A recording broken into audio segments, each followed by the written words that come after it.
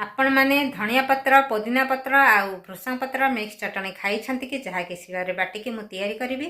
Hi friends नमस्कार जय जगन्नाथ मोर गोटे नुआ भिडियो को आपण मानक स्वागत। मुझे आपण मानक भृषंग पत्र धनिया पत्र आ पुदीना पत्र मिक्स चटनी भिडियो नहीं करी आसी जहाँकि मु शिଳରେ बाटिकी तैयारी करी। आपण माने भिडियो कंटिन्यू करंतु। आ जो भाई भौणी आ गुरुजन मैंने मो चैनल को आसुचंते प्लीज मो चैनल को लाइक करंतु शेयर करंतु और सब्सक्राइब निश्चित भाव करंतु जहाँ फल मु जो भिडियो छाड़ी आपण मैंने देखिपारे। आपण मैंने लाइक करने भूली जाऊँच प्लीज भिडियो को लाइक कर दिंतु जहाँफल मु जो भिडियो छाड़ी आपण मैंने देखिए सहित जहाँकि मत बहुत भल लगे जहाँकि मुझे आ नुआ नुआ भिडियो नहीं कर आसबि। चलतु आम बर्तमान से चटनी प्रस्तुत करवा। एबे मु शिଳରେ तैयारी करी चटनी।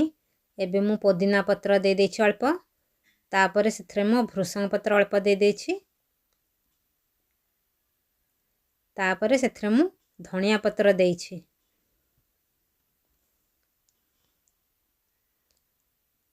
तापर मु सेथिरे तेंतुली अल्प दे देछि, तापर सेथिरे मु कंचा लंका एकटा सुखिला लंका एकटा दे देछि, तापर आंब कसी अदा छोट खंडे दे देछि,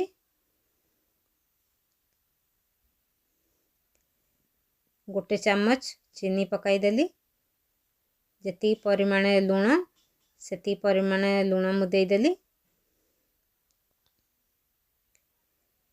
तापरे अल्प जीरा पकाई देली,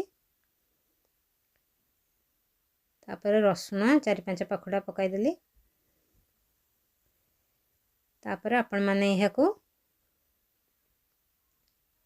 सेमिति बाटंतु किंबा टिके नाकरो पानी देके आपण माने यह को बाटी दियंतु शिଳରେ। एबे मु एथरे पानी टिके नाउ दे देछि, पानी टिके नाउ देकी बर्तन एबे यह को शिଳରେ बाटी देबी। शिळ बटाटा खाया पई बहुत टेस्ट।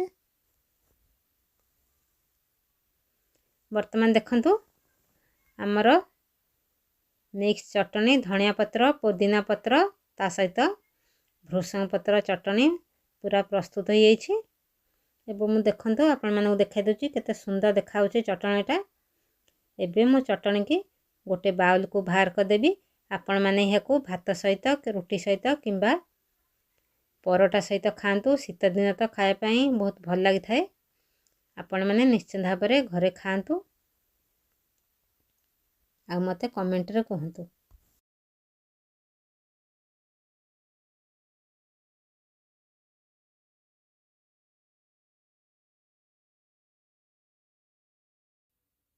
आपण माने तो देखिले मु घरे किपरि धनिया पत्र पुदीना पत्र आ भृषंग पत्र मिक्स चटनी प्रस्तुत कली।